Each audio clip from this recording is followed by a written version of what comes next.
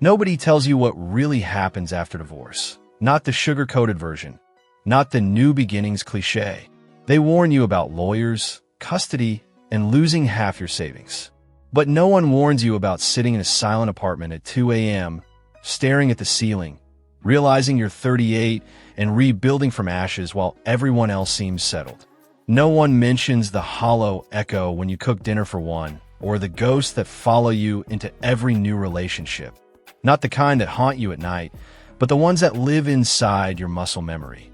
Let's talk about what men actually face after divorce, especially when you're 35 or older. Because what comes next isn't freedom. It's psychological reconstruction. You think signing the papers will set you free. It doesn't. Trauma doesn't dissolve with ink.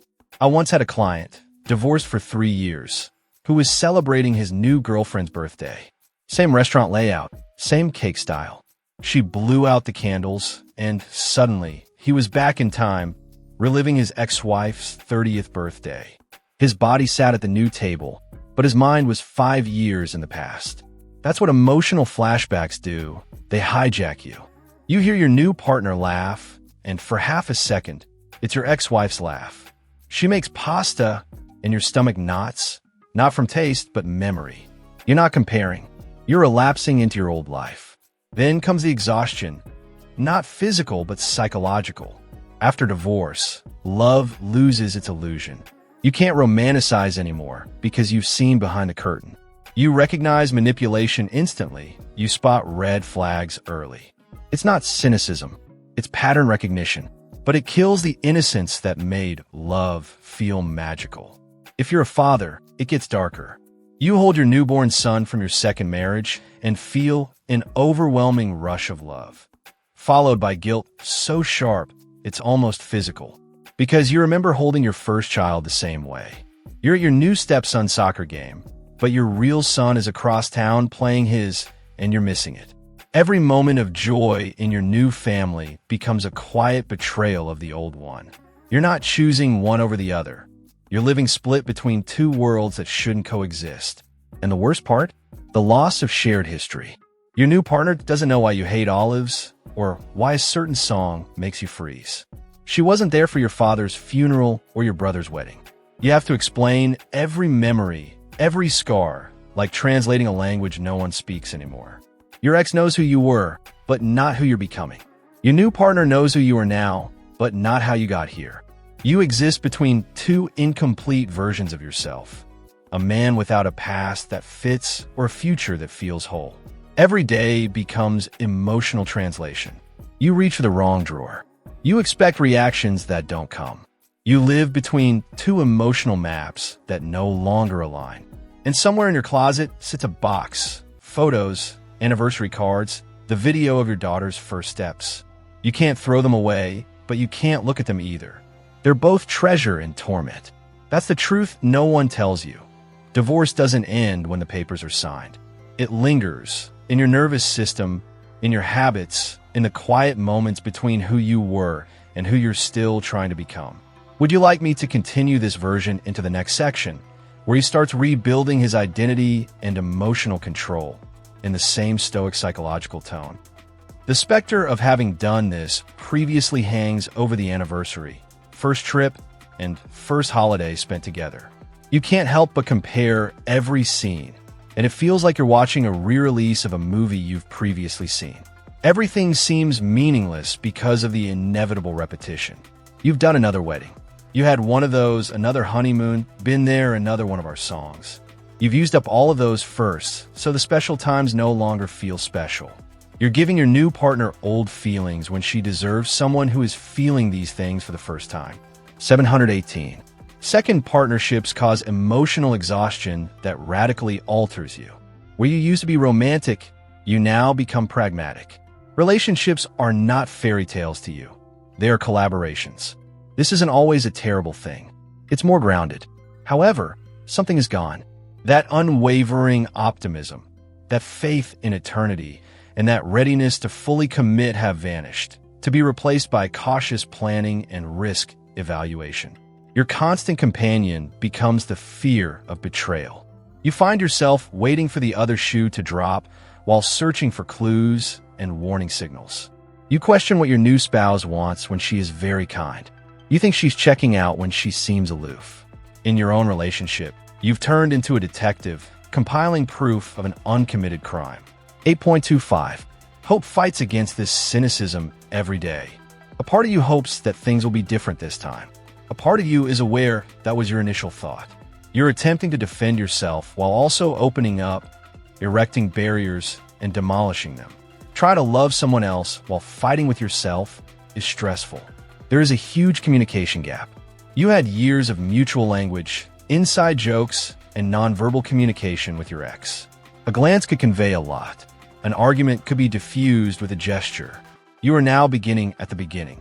Your new spouse misinterprets your quiet, is unable to understand your moods, and is unaware of your triggers. Everything you utilize for psychic communication must be stated clearly. 0932. She is unable to comprehend why some subjects cause you to become defensive. She is unaware that when you become silent, it's not rage, but rather digesting. She doesn't understand that you need time to yourself after work before conversing. Your ex knew all of these things naturally, but now they need to be explained, negotiated, and patiently handled. You're teaching someone a language that you're not even positive they'll pick up. The absence of a common timeline leads to ongoing conflict. She is unaware of your identity at age 25, your goals at age 30, or the things that broke you at age 35. It's like discussing a movie she hasn't watched when you bring up your history, your development, your maturation, your wounds. To her, they are all tales rather than actual events. Despite missing the performance, she is aware of the plot. 1038. The age and child conundrum turns into a major problem. You have 2 children, are 38, and are divorced. Her biological clock is ticking like a time bomb, and she is 34 years old and single. You can see the baby fever in her eyes, even if she claims she's okay with your kids. You've already experienced the adolescent rebellion, the terrible twos, and the midnight feedings. You're exhausted by the idea of starting anew, but telling her that may spell disaster. Everything is tainted by these unspoken expectations. Although she doesn't talk about children openly, she gets excited around infants. She keeps bringing up her pregnant friends. She casually identifies larger homes in better school systems. The unspoken discourse is louder than anything you actually talk because you both know what is not being spoken. 1145. Eventually, the inevitable incompatibility is made evident. Someone must lose if you don't want children, and she does. You'll be upset if you have more children in order to keep her. She will be upset if she sacrifices children for you. The creation of human life cannot be compromised. Choosing a restaurant is not an example of this. It concerns essentially distinct life trajectories. After age 35, loneliness takes a different toll. Being by yourself meant independence in your 20s. It denotes emptiness in your 40s. It feels different to return home to an empty apartment at 42 than it does at 25. The quiet is no longer serene. It's repressive. You understand that people aren't meant to live alone, that we must have witnesses to our existence, someone with whom to share everyday experiences. 1252. The emotional deterioration becomes apparent. You find yourself holding conversations in your brain when you don't have someone to chat to on a daily basis. You unknowingly grow touch-starved when you aren't physically touched. You cease believing that your day counts when no one asks you about it. Lack of companionship is more than just loneliness. It is actually harmful. As people age, their need for connection grows stronger. You start to understand that having someone to watch TV with is important, that cooking for 2 is preferable to cooking for 1, that independence is overrated, and that having a caring companion at home is essential to well-being.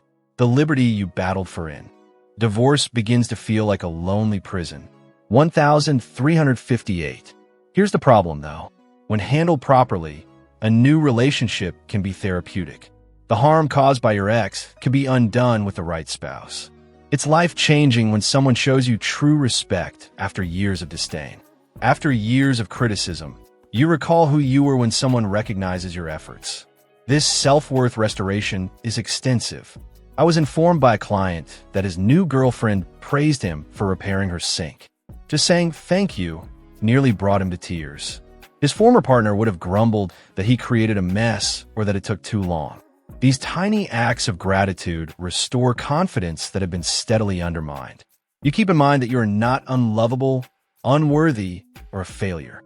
1505. It is impossible to overestimate the therapeutic renewal of a sound relationship.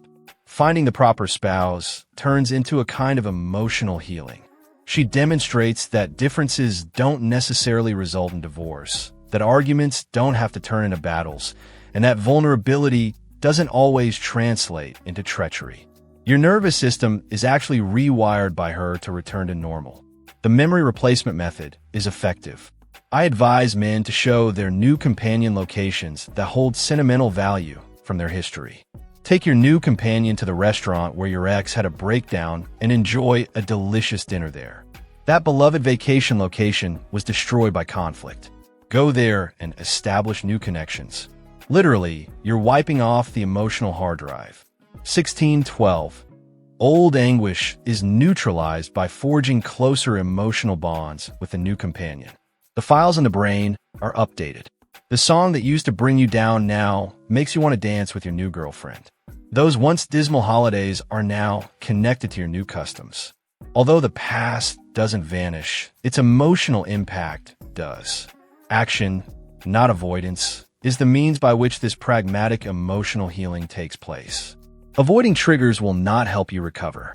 By generating fresh experiences that demonstrate that the past is not the present, you can find healing. Relationships don't have to be combative, as demonstrated by every successful time spent with a new spouse. Your nervous system gradually becomes more relaxed. 1718. By comparison, the appreciation becomes genuine. Because you have witnessed brutality, you value kindness. Because you have experienced chaos, you value peace. Having made it through a poor relationship, you can identify a good one. The difference makes you appreciate things that individuals who are just getting married can't comprehend. This turns bitterness into knowledge. That terrible first union. You learned what not to do. The manipulation of your former partner. It taught you to spot warning signs. The divorce demonstrated your ability to endure any hardship. The suffering wasn't in vain. It was learning. Despite being costly, education is still important. 1825. Deeper comprehension results from the emotional development. You now understand that love is more than simply an emotion. It's daily activity, dedication, and decision. You realize that compatibility is more important than chemistry. You understand that respect cannot be compromised. You don't read these things in books. Scar tissue has lessons written on it. 1858. But forgiveness becomes very difficult when kids are involved. It is not acceptable if your ex poisoned the children against you, used them as pawns, or otherwise utilized them as weapons. According to a client's ex, their kid's father abandoned them because he didn't love them. How can you overlook that? How do you get over someone who intentionally traumatizes your kids in order to harm you? 1932. The agony is exacerbated by the protective instinct. You are capable of managing your own pain, but it breaks your heart to see your children suffer as a result of adult issues. Every therapy session they require, every night they weep for the other parent, and every milestone you miss adds up to an uncontrollable anger. Everything is impacted by this emotional scar that never goes away. Being constantly on the lookout for the ex's next attack prevents you from being completely at ease in your current relationship. Court appearances, custody disputes, and tainted weekends when the children return in different ways. Just because you're divorced doesn't mean the war is done. The conflict with children lasts for at least 18 years. 2038. The psychological reactions that follow a divorce are real. You are extremely alert to emotional hazards, just like a battle veteran. A loud voice causes you to get tense. A slammed door sets off the fight or flight response. These reactions aren't conscious. They are adaptations to trauma. Your body is protecting you because it has learned that emotional events are dangerous. It becomes instinctive to suspect affection. You wonder what the new partner wants when she is nice. You're searching for manipulation when she's encouraging. You wait for her to tell you that she loves you. Although this is unfair to her, your brain is matching patterns based on past information. 2145. It takes months or years for the trust to gradually return. You first entrust her with minor matters. Choosing a meal, a movie, then intermediate activities, organizing a weekend, and meeting. Our friends, achieving major milestones, meeting your children, cohabitating, and merging funds. Every successful trust exercise increases the amount of proof that she is secure. 2218. Some guys become mired in the delusion that they are waiting for their ex. Despite not actually being divorced, they are. They're hoping she'll turn around, own up to her error, and return changed. They are unable to proceed because of this illusion. Men who are unwilling to accept that the person they married is no longer in the world have wasted decades in this holding pattern, in my experience. 2252. Self-inflicted torture is what this emotional paralysis is. They compare every woman they date to a romanticized, non-existent version of their ex. They have no intention of finding a new companion. They want to find their ex without the hassles. However, that isn't how humans operate. You can't erase the bad and maintain the good. As they wait for something that will never happen, the wasted years mount up. In the meantime, life goes on. Real connection opportunities are lost. Because they are not the ex, good women are shunned. It's similar to staying in a burning building in the hopes that it will go out. 2358. Following a divorce, men's companion selection drastically changes. It was all hormones and hope in the first marriage. Spreadsheets and strategy come in second. You're not merely choosing a person you find attractive. You're assessing conflict resolution abilities, parenting style, financial responsibilities, and psychological stability. Has a higher chance of success, but is less romantic. 2432. There is protection against the enhanced selectivity. This time, you won't disregard warning signs. You won't presume that issues will resolve themselves. Potential is not going to be your spouse. She should take care of any problems she may have before you commit, not after. One person's therapy has already been covered by your divorce. Another is not being funded by you. 255. The reciprocity value is no longer negotiable. You most likely did 80% in your first marriage while convincing yourself that it was 50-50. Not now. Instead of a promised donation, you're looking for an actual one. Does she talk about cooking or does she actually cook? She claims to support your aspirations, but does she really do so? No words, just acts. Once you accept it, post-divorce empowerment is genuine. You are still standing after enduring betrayal, financial loss, and emotional destruction. At this point, you are essentially unbeatable emotionally. What could possibly go wrong? One more divorce. You've already made it through one. You're certain that you can manage whatever challenge life presents. 2612. You become stronger than you have ever been as a result of this change via suffering. You are not the gullible idealist who married at the age of 25. You are a man who has endured hardship and come out stronger, yet wiser. Now that you are aware of the cost, you know your value. You have utilized your strength, therefore you are aware of it. Everything is altered by the recovered strength. You don't require a partnership. You have to pick one.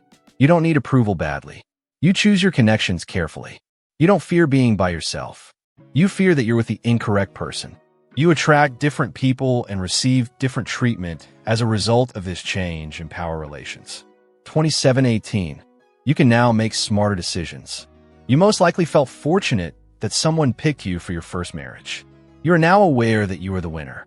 A steady guy with resources, experience, emotional intelligence, and resilience that has been proven in the heat of combat. Every intelligent woman is searching for someone like you. Whether you're suitable for them isn't the question. Whether they're suitable for you is the question. The rebuilding practical advice is straightforward but challenging. Do the work on yourself first. Go through the books on relationships. View the videos about psychology. Recognize manipulation techniques, attachment types, and appropriate boundaries. Your armor is education. Knowledge stops patterns from being repeated. 2825. Before you start dating, Educate yourself on relationship dynamics. Recognize why you choose your ex. Acknowledge your personal role in the dysfunction. Determine your weak points and triggers. It's not about assigning blame. It has to do with ending cycles. What you don't acknowledge, you can't change. 2,858. It takes deliberate effort to avoid past errors. At first, you will be drawn to the same type. Your programming is that. However, you now know to stop, consider, and reflect. Is this merely familiar? What does it feel good? Is this consolation or a warning sign cloaked in nostalgia? Not all of your feelings are your allies. 29 to 32. Future love is built on a foundation of personal development. You will draw better partners as you improve. Focus on your career, your mental health, and your well-being. Become the man who is worthy of obtaining his desires. This has nothing to do with altering for another person.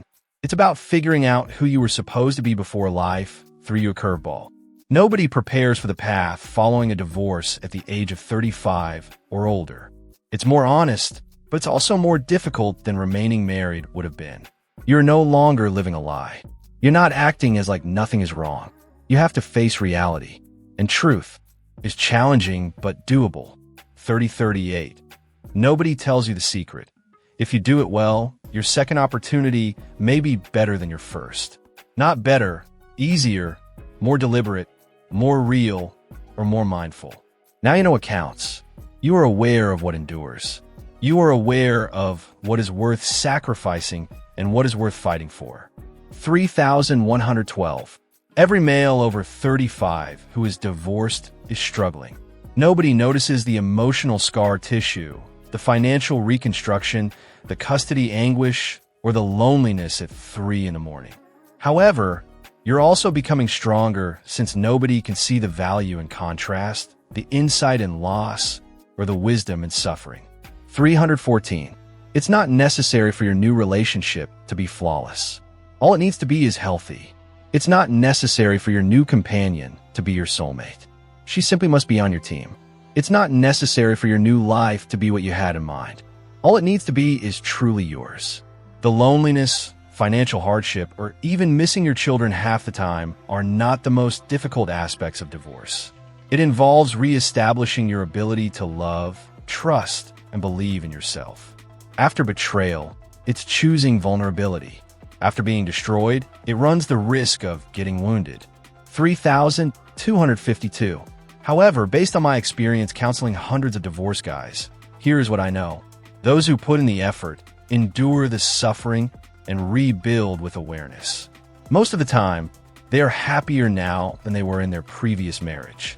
Not easily or right away, but eventually. If you are willing to write the second chapter in a new way, it may be superior to the first. You won't start over when you're 35, 40, or 50. You have 35, 40, or 50 years of experience to start with. That isn't a drawback. That's sagacity.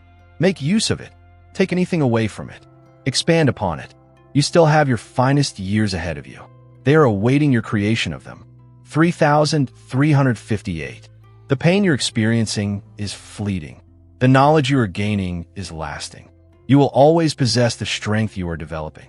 And sooner rather than later, you'll look back on this time as the beginning of your true life rather than the end of it. 3432. I would like to hear from every one of you. What aspect of post-divorce reconstruction has been the most challenging? What about starting afresh after the age of 35 surprised you? What guidance would you provide males who are just starting out on this path? Tell us about your experiences in the comment section. Perhaps another man needs to hear your story right now. Even when we're alone ourselves, we're all in this together. Music